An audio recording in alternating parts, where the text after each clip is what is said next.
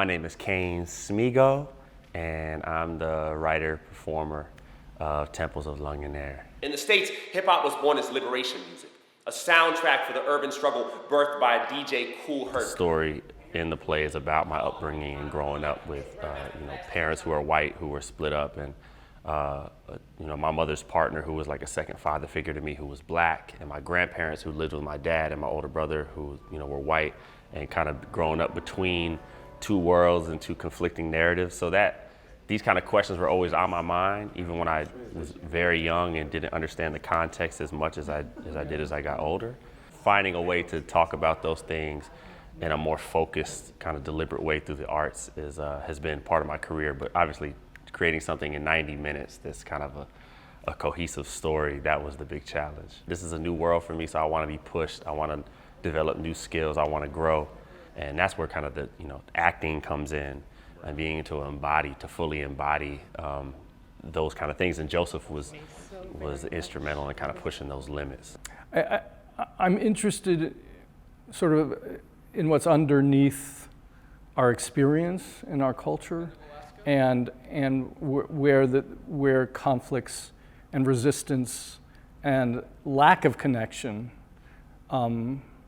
lies, and what performance can do to sort of change that conversation. Performers like Kane open those doors in beautiful ways.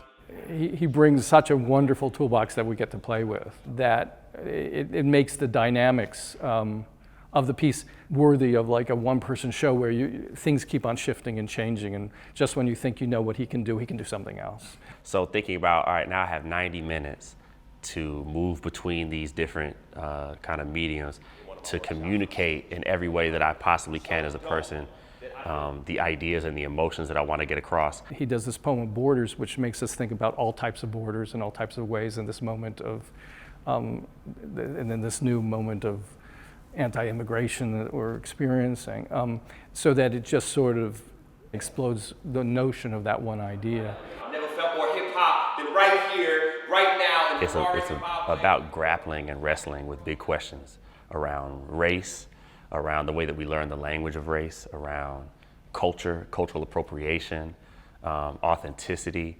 And it's also, there are entertaining parts of it too. Like there's gonna be some funny moments, some exciting moments. There's some double time rap in there. Like there's a little bit of everything. So I hope to take people on a journey that gets them to reflect on their own kind of complex relationship to race and identity in America. I think there's ways in which we don't think about ethnicity, race, background, ideas of co-option, where art comes from, who gets to own art. I just think all of those questions are really interesting. I think explaining white privilege to white people is very complicated. They don't quite understand it.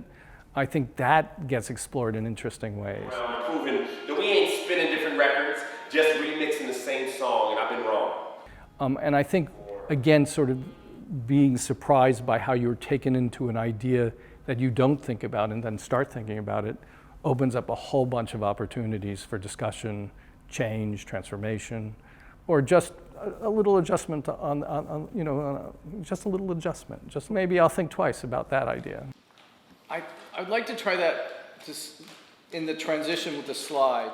When I perform, my favorite kind of audience is a diverse audience because I can connect on those different levels. And so it's always fun to have folks who are hip hop heads in the room who get it, right? Who are gonna get all the references, who understand the medium and gonna vibe with it, right? That's the most fun. They're the most lively and the most responsive audience. Gold ropes and fat laces and back brace for cats in the rat race, and I may have been sold down, spun round, pawned off, commodified, Spotify, chopped, screwed, auto-tuned. I also feel like, white folks, especially white men, are like the audience that I feel most responsible for reaching. I feel like I have a responsibility to connect with those folks and to bring up the kind of hard questions that the piece asks about my relationship to the culture and about, I think, white folks' relationship to racialism in the United States and the history. So all that to say, I love mixed audiences because I want them to have that experience together with me, to ask those hard questions and to also enjoy themselves,